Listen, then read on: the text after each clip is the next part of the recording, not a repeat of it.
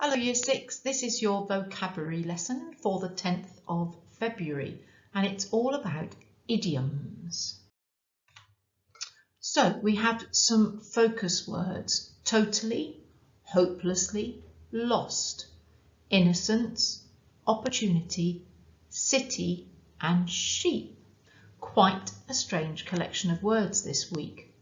I wonder if you could pause the video here please and just check that you are sure about all the definitions of these words before you continue.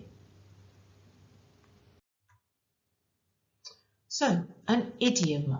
What do you think an idiom is? When you hear expressions like lost for words, lost in thought, lost in the mists of time.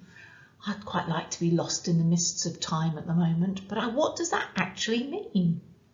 Pause the video and have a discussion with anybody who's available or your teacher when you do this on Wednesday, and have a think, what is an idiom? So here are some more idioms. So an idiom means it's an expression that doesn't relate directly to the true meaning of the word. Can you lose your temper? Is it lost somewhere, or does it mean something slightly different?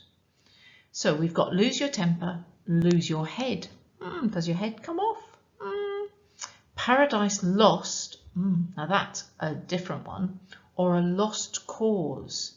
So again, have a think about what each one could mean. And the other thing I want you to really think about is, how could you use these? What sort of writing would you use an idiom in? So you need to pause the video here and you need to jot down what you think these expressions mean. Totally lost, hopelessly lost, lost innocence, or lost sheep. I wonder if you can work out where that particular expression comes from. So pause the video here and have a go. When you've done that, you go on to the next slide.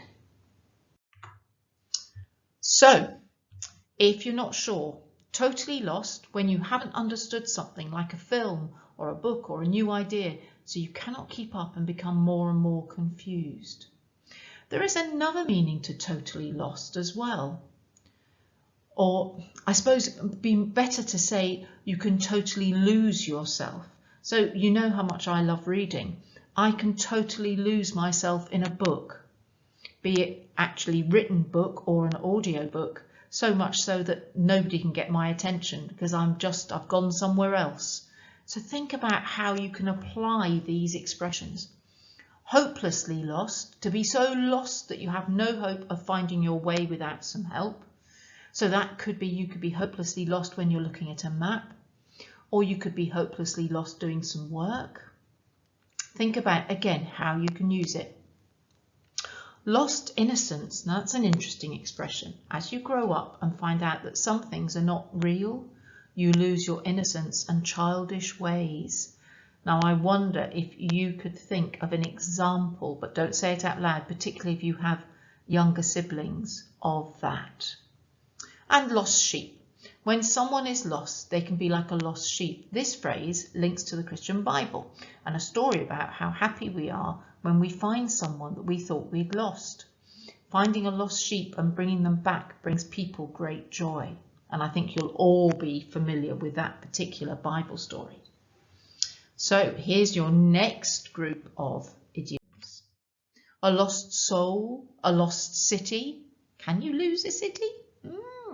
A lost opportunity, lost for words. I don't think any of you are usually lost for words, or lost in thought. So pause the video here and see if you can jot down what you think these definitions might mean, and no peeking to see what they do mean later on in the video.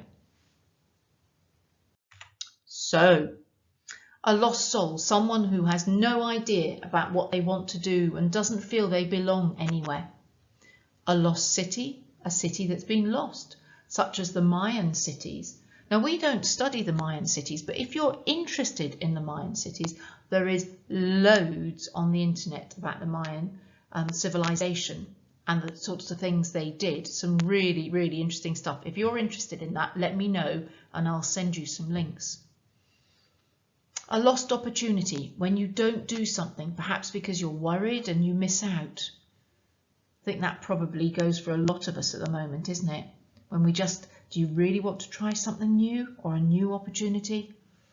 Lost for words, when you're speechless. It could be because you're upset or under pressure or cannot think, or because something has happened that is extraordinary and you are completely lost for words. And lost in thought. To be so wound up in your own emotions, worries or thoughts that you might not recognise someone or be aware of what's happening around you. Some people might say that's daydreaming. And if you think again, that's an idiom, because if you're dreaming, normally you'd be asleep, but sometimes you can daydream. I'll let you into a secret. I have a husband who loves daydreaming, and when he was at school, always was getting pulled up for daydreaming, but it's incredibly creative to be a daydreamer or lost in thought. So, lost in the mists of time, occurring so far in the past that you can't remember or have forgotten nearly all the details. This was on one of the really early slides. Lose your temper, to get suddenly angry. To lose your head, to become confused and emotional because of how someone has behaved or something that's happened. You're unable to remain calm and panic. Now, if you think back to Romeo and Juliet last week, who lost their head when they got really angry and interfered in a fight? Think about that. I'll give you a little bit of time to think about it. Yep, I'm sure you've got it. It's when Tybalt was fighting Mercutio and Romeo interfered, and as he did, Tybalt's sword went into Mercutio, and that's when Romeo killed Tybalt. Because Romeo at that point was very emotional. So, see how that you can apply these to a lot of your learning. A lost cause, a personal thing that will not change, so they're not worth wasting effort on. Now that's a strange one, isn't it? Because I don't believe anybody is ever a lost cause, but it is an expression you will hear because people will say it. But there's always hope that somebody will change or do something. And paradise lost, the idea of a perfect place that we cannot get to because we're human.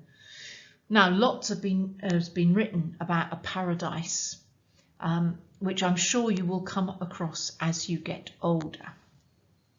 So quite a lot to think about this week.